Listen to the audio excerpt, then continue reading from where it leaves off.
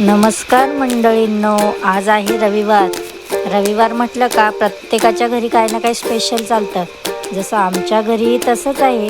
आणि खास करून आमच्या घरी मोठ्यांपेक्षा लहान म्हणजेच की परीचे काही हट्टीपणा जो असतो की मला हे खायचं ते खायचं तेच पुरवावं लागतं. आज मी चीज वडापाव बनवते. त्याच्यासाठी मी घेतलेलं साहित्य: बारीक चिरलेला कांदा, वाटण आहे हिरव्या मिरचीचं, आणि चटणीसाठी शेंगदाणे, हिरवी मिरची आणि थोडं चीज, कढीपत्ताही घेतलेला आहे. या चटणीमध्ये दही ॲड करायचं आहे. आणि वाटणामध्ये मी जे घेतले त्याच्यामध्ये हिरवी मिरची, लसूण, अद्रक आणि कोथिंबीरची पेस्ट आहे. सर्वात आधी कढई तापायला ठेवली. मग त्याच्यामध्ये मी 2 चमचे तेल टाकलं आहे. ही रेसिपी मी सुद्धा फर्स्ट टाईमच करते. बघूया पुढं आपण कशी होणार आहे ही. तेल तापल्यानंतर त्यामध्ये मोहरी आणि जिरं टाकून घ्या. हे छान तडतडलं का बारीक चिरलेला जो कांदा आपण घेतला होता तोही टाका. सोबत हे छान परतवून घ्या. कांद्याचा कलर थोडासा हलका ब्राऊन, जास्तही नाही करायचं आहे आपल्याला, हलका ब्राऊन झाला का त्याच्यानंतर आपण त्याच्यामध्ये जी कढीपत्त्याची पानं घेतली ती पानं टाकून घ्या. आणि सोबत जे वाटण केलं ज्यामध्ये आपण हिरवी मिरची, कोथिंबीर, लसूण आणि अद्रक घेतले ते वाटणही त्या कांद्यावर टाकून द्या आणि छान परतवून द्या. त्याला पण आपल्याला जास्त काय परतवायचं नाही आहे, एकदम हलकंसं स्लो गॅसवरतीच ही काही सामग्री जी करते मी ती गॅस स्लो ठेवूनच करून घ्या तुम्ही. छान परतवल्यानंतर त्यामध्ये आपल्याला आता ॲड जे करायचं आहे ते कोणताही मसाला मी ॲड करत नाही आहे. फक्त याच्यामध्ये हळद आणि थोडंसं आपल्याला चवीनुसार नंतर मीठ तर हे आपलं कंपल्सरीच आहे. तर हळद टाकल्यानंतर पहिले परतवून घ्या आणि मग हे मीठ वरतून टाका.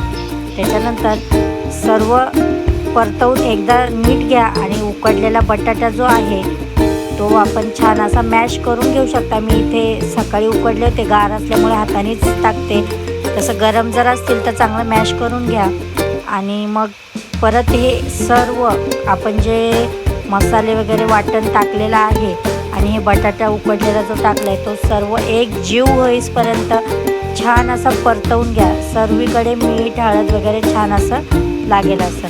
हे परतवून झाल्यानंतर पुढची विधी अशी आहे याची की हे जे आपण मसाला बनवला आहे वड्यांचा, बटाटा वडा म्हणतो ज्याला आपण, तर तो बटाटा वड्याचा मसाला आपल्याला थोडासा गार व्हायला ठेवावा लागेल बाजूला. आणि त्याच्यासोबत आपल्याला चटणी बनवायची आहे. तर ती चटणीमध्ये मी हिरवी मिरची आणि शेंगदाणे भाजलेले घेतले होते, तुम्हाला दाखवले. तसंच त्याच्यात थोडीशी कोथिंबीरही मी ॲड केली. आणि मिक्सर जारमध्ये टाकता वेळेस जेव्हा आपण हे भाजलेले शेंगदाणे, हिरवी मिरची आणि कोथिंबीर टाकतो त्यासोबतच आपल्याला जे दही आहे ते दही त्याच्यामध्ये टाकायचं आहे. ही चटणी थोडी वेगळी आहे पण एकदा करून पहा, इतकी सुंदर लागते ना ही चटणी. हे बघा, शेंगदाणे वगैरे घेतलेले आहेत, दही ॲड करा आणि आपल्याला चवीनुसार वाटणाच्या आधीच मीठ टाकून द्यायचं आहे आणि मग मिक्सर जारमध्ये फिरवून घ्यायचं आहे.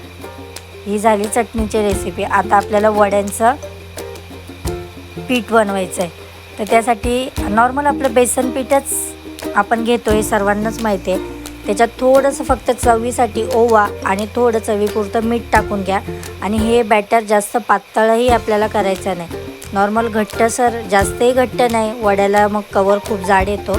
त्याच्यामुळं जेवढं होईल तेवढं आपल्याला असं समजल असं का बरोबर झालं तिथपर्यंतच ठेवा.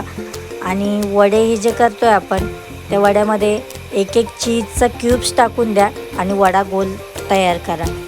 त्याच्यानंतर जे आपण बेसन पिठाचं बॅटर केलं आहे त्याच्यामध्ये एक वडा टाकून त्याच्यावरती हे कोटिंग करा. आणि तेल तापवायला टाकलं आहे ना त्याच्यामध्ये हे वडे सोडून, हे बघा वडे खूप छान झाले आणि आतमध्ये चीज मेल्ट होतं हे मला मेन बघायचं आहे, कारण मीच हे फर्स्ट टाईम बनवलं तुम्हाला जसं मी सांगितलं आहे.